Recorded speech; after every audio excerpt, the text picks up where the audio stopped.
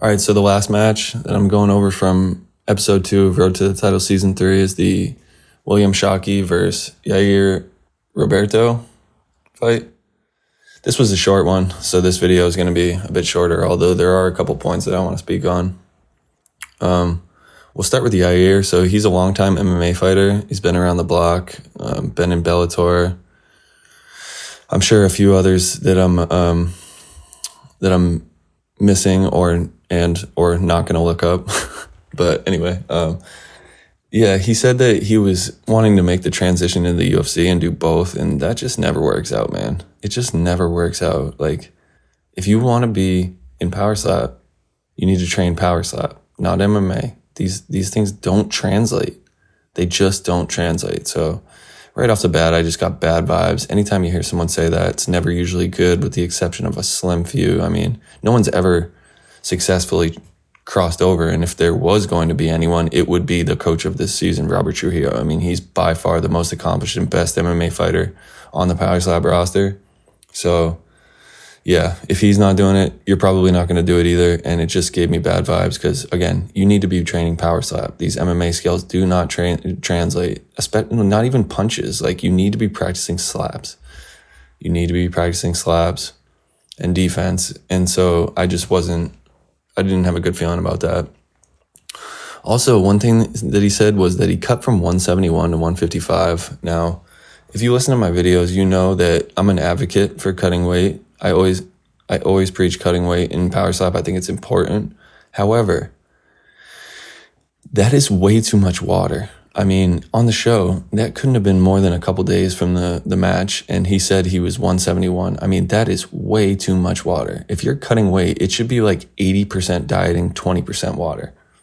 So, I mean, if you're cutting from 171 to 155, that's great. I think that's perfect, but you have to do it slowly, dieting.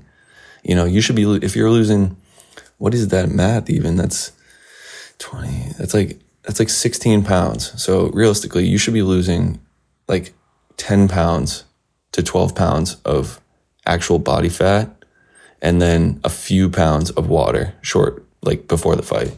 Otherwise, you're not going to recover, and it's going to leave you at a greater risk of getting KO'd.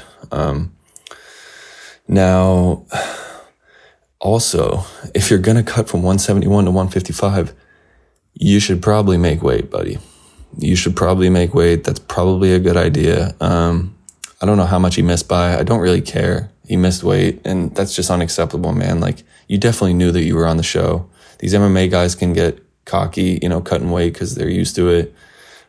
I think that that's a little bit of what this was. So anyway, he ended up forfeiting the coin toss, which is about as bad as you can do in power slap. For Shaki, he's a kid from Virginia. I don't believe he has any combat sports experience. So he had an interesting story. So hopefully I don't butcher this, but I believe it's called Poland syndrome. And what that is apparently he was born with no right pectoral, and his right hand is half the size of his left hand. So, I mean, right off the bat, like, this is what power slap is all about. Like, the stories of these guys is part of what makes the sport cool. This sport can be pretty brutal to watch at times. So once you understand that these people want to be there, it's so much better to watch. Like, these people want to be there. And to be honest, if there was ever I'm not even going to call it a disability, because it's not. It's just like a birth defect. If there was ever a birth defect that could possibly translate well into power slap, it's probably this. So, a lot of other sports where he would have a drastic disadvantage, I mean, this could potentially be an advantage. Seriously. So, again, you just got to love these stories.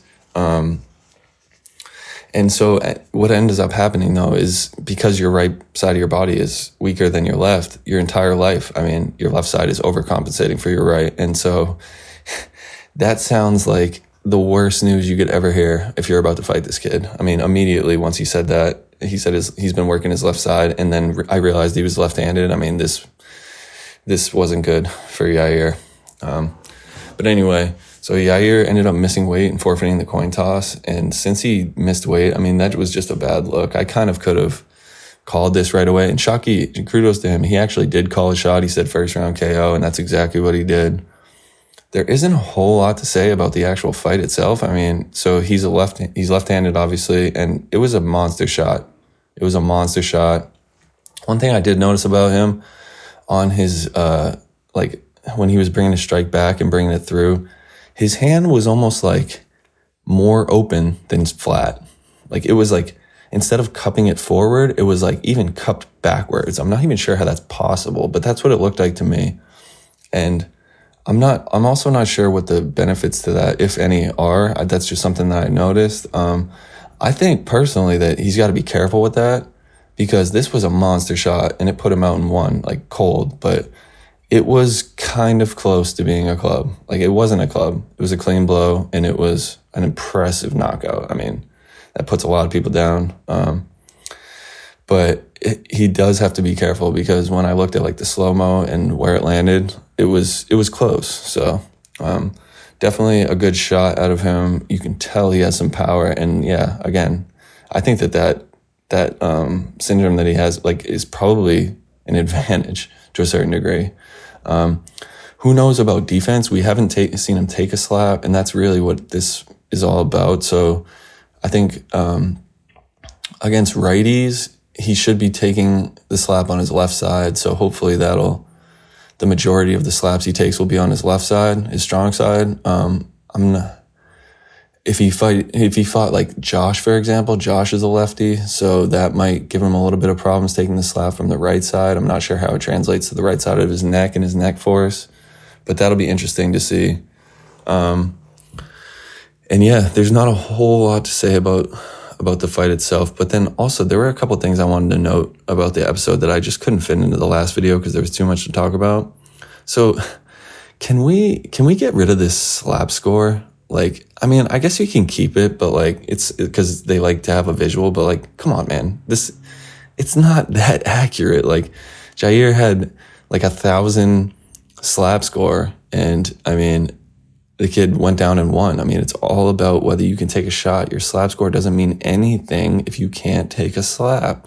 And I know that it factors in like neck force, but that only does so much. Unless they literally have gotten hit by like a machine and then scored on how well they took the slap. Like, can we just get rid of slap scores? Like, or just include them and don't bring them up. Like, I just think they're super misleading. I've seen a lot of guys with high slap scores that don't do well, and I've seen guys with lower slap scores that do great, most notably Ivan. So, I mean, that was a little weird to me. Again, you can keep it. It's a cool visual, whatever. And it does factor in some good things like power and neck force, but at the end of the day, like, this is not the end-all be-all slap score. Like, I bet you there's a bunch of people with high slap scores that'll go down and one to the right hitter. And so it's just misleading. For Yair, it was a huge blunder, man. You cannot forfeit the coin toss, dude. You cannot, especially when you're cutting weight, especially against, like, these guys are all killers, man. Everybody has big power. And you have to understand that even if you don't get knocked out on your first slap, like, that is an advantage, because now on your first slap, you're rocked. Like, you're striking at a disadvantage because you just got hit, whereas the first person is striking completely fine. So it just was a huge blunder. And then also, dude, can we get rid of that stupid ad in the middle of the screen when they're fighting? Like on the slow-mo replay in the Isaac fight, I tried to pause it so that I could see exactly how clean Riley's last slap landed. And you can barely see it because of that stupid Howler head logo. Like, dude, put it in the corner, the top corner. That's fine. Like, you can keep it on the screen, but dude, don't put it right in the middle where it obstructs the view. It's just annoying, man. Like, to think that that's going to make me buy Howler Head is completely ridiculous.